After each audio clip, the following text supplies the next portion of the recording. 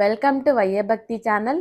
ఈరోజు వీడియోలో భోగిపళ్ళు అంటే ఏంటి, అసలు పిల్లలకి భోగిపళ్ళు ఎందుకు పోస్తారు, ఈ భోగి పండుగ సాంప్రదాయం ఏంటో ఈ వీడియోలో తెలుసుకుందాం. తెలుగు సాంప్రదాయంలో అతిపెద్ద ముఖ్యమైన పండుగ సంక్రాంతి పండుగ. ఈ సంక్రాంతి ఉత్సవాల్లో భోగి పండుగ రోజున పిల్లలకు రేగి పండ్లు, చెరుకు ముక్కలు, పైసల మిశ్రమాన్ని భోగి పళ్ళుగా పిలుస్తారు. ఈ పళ్ళను పిల్లల తలపై 3 సార్లు తిప్పి పోస్తారు. ఇలా పోయడం వలన వారిపై ఉన్న దిష్టి, చెడు శక్తులు తొలగిపోతాయి. 5 ఏళ్ల లోపు లేదా దాటిన చిన్నపిల్లలు తూర్పునకు ఎదురుగా కూర్చోబెట్టి పసుపు కుంకుమలు పూసి గంధం పూసిన తర్వాత గుప్పెళ్ళు నిండా పళ్ళను తీసుకుని మొదట ఎడమ నుంచి కుడివైపు తిప్పి పోస్తారు. రెండోసారి కుడి నుంచి ఎడమ వైపుకి పోస్తారు. మూడోసారి నేరుగా పోస్తారు. ఇలా సాయంత్రం సూర్యాస్తమయానికన్నా ముందే చేస్తారు. రేగి పండ్లల్లో సూర్యశక్తి ఉంటుందని, పిల్లలకు రోగ నిరోధక శక్తి పెంచి ఆయురారోగ్యం కలిగిస్తాయని నమ్మకం. పోసేటప్పుడు ఓం సారంగాయ నమః అని జపిస్తారు. దేవతలు విష్ణుమూర్తి తలపై బద్రీ ఫలాలుగా కురిసినట్లు పురాణాలు చెబుతున్నాయి.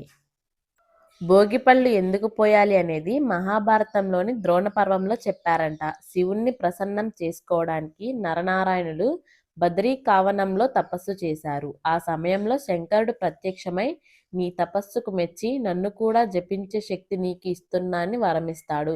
అప్పుడు విష్ణుమూర్తి శక్తిని చూసి దేవతలంతా సంతోషంతో నారాయణుడి తల మీద బదరీ ఫలాలను కురిపించారంట.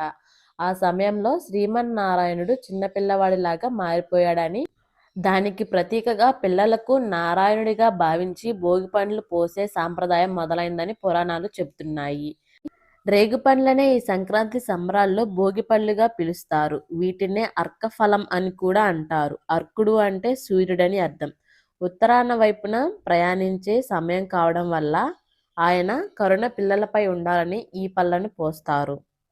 ఈ రేగుపళ్ళని బదరీ ఫలం అని కూడా పిలుస్తారు. నరనారాయణులు ఈ బదరీ వృక్షం వద్ద ఆశ్రమం ఏర్పాటు చేసుకున్నారని, ఆ బదరీ ఫలాలను తింటూ తపస్సు కొనసాగించారని ప్రతీతి.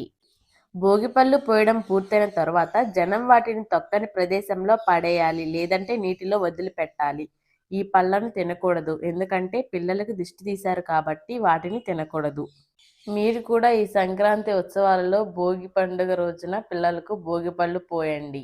మీ పిల్లలకు ఉన్న నరదిష్టి మొత్తం పోతుంది. ఈ వీడియో మీకు నచ్చినట్లయితే మా వయ్యే భక్తి ఛానల్ని సబ్స్క్రైబ్ చేసుకోండి. మీ అందరికీ సంక్రాంతి శుభాకాంక్షలు. ఈ వీడియో చివరి వరకు చూసినందుకు హృదయపూర్వక ధన్యవాదాలు.